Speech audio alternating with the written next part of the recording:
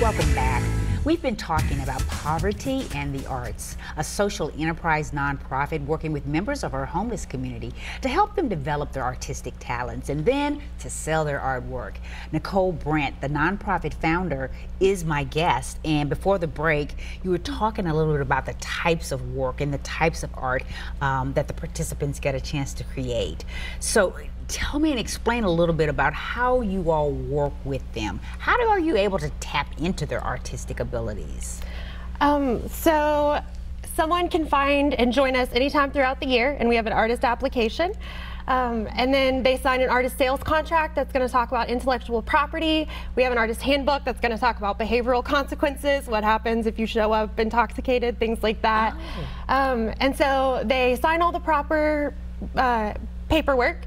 After that, they can start using our studio space. We have everything from art supplies that's been donated by community members and art supply drives that different schools have done. And then we have an art supply request forms where artists can request specific supplies for a project that they're working on. We work with them on pricing, so they get a pricing guide in their artist handbook. And with that, we really help them try to think about how much time went into it and what to price it out.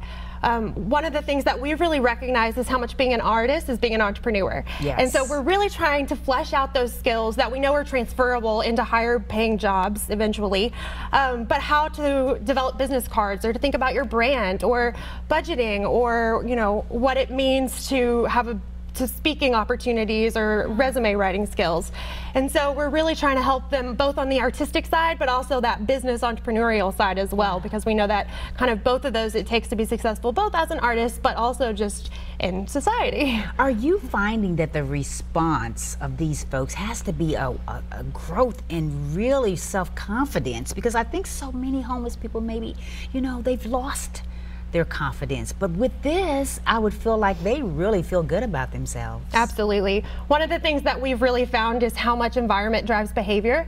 And when you're in an environment that's in survival mode and everyone that you're allowed to kind of hang out with and go is also in survival mode, it's really hard to kind of come out of that, to have any perspective that there's anything else out there. And so one of the things that we find is artists who have been chronically homeless will come into our organization, and it's through having volunteers and being able to build relationships with people who are off the streets and can kind of help them have a little more perspective, but also gain the encouragement through kind of that support and through based off of their art, but also just getting to know them. A really great success story that I have about this is our artist Kateri. She was one of the first artists to join our program back in 2014. And we started with 2 artists. We're now up to 12, and we're having an artist orientation Saturday where we're going to be adding on a lot more. That's wonderful. So we're excited. But we started with 2, and Kateri, she was 63 years old when I first met her, was living in a tent, getting up and out of it every single day, arthritis in both of her knees. And she had an estranged relationship with her daughter for about 30 years. Wow. And she had an estranged relationship with her mother for about 4 years because her mother was sick, and she basically didn't want her mother to know that she had cancer. And so she kind of just out of shame stopped talking to her. So she joined our program, and in 2014 we hosted our very first art exhibition ever, and we featured Kateri, and she ended up selling 2 art pieces that night, which was incredible. And she really just came alive and thrived kind of in that setting, more than I'd ever seen. And when I went to drop off her payment the next day, she told me that she was so encouraged by that night that she had gone home and called her mother for the first time in 4 years. And when she had called her mother, she found out that her daughter had been trying to get a hold of her. So she was able to reconnect with her daughter.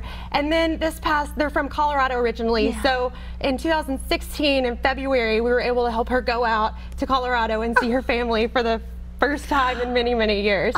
And so that was one of the first times we really realized how much art and this community and environment that we're providing has such a transformative power to help people who have literally been on the streets for years and not be able to get off.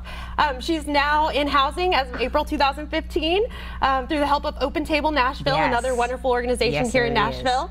And so it's been really amazing to watch her, even especially getting into housing, grow and transform. And is she still doing art? Absolutely. Absolutely. She's one of our highest paying artists. We actually had to give her a 1099 tax form last year because she made over $600. But one of the greatest things is when she moved into her apartment, she put her bedroom that was donated into her bed that was donated into the living room and turned the one bedroom into an art studio so that she could just set up and create all the time. And so because she has access and limitations issues because of her disability to kind of get to the studio all the time, she can kind of create in her new studio and home. Wow. So, Well, we want to give everybody, before we go, your website so that they can go there and see the art. What is that website address? Is povertyandthearts.org, and you can find everything from our artist bios to see the artwork to purchase online. That is wonderful. Well, you have just created a wonderful, wonderful social enterprise. Thank you so much for coming on and telling us all about it, Nicole. Keep up the good work. Thank you so much. And thank you for being here. I would also want to thank my first guest, my earlier guest, Trishana Quincy with the Catholic Charities, for being here. And thank you for watching. I'm Tuwanda Coleman, and I'll see you next time right here on the Plus Side of Nashville.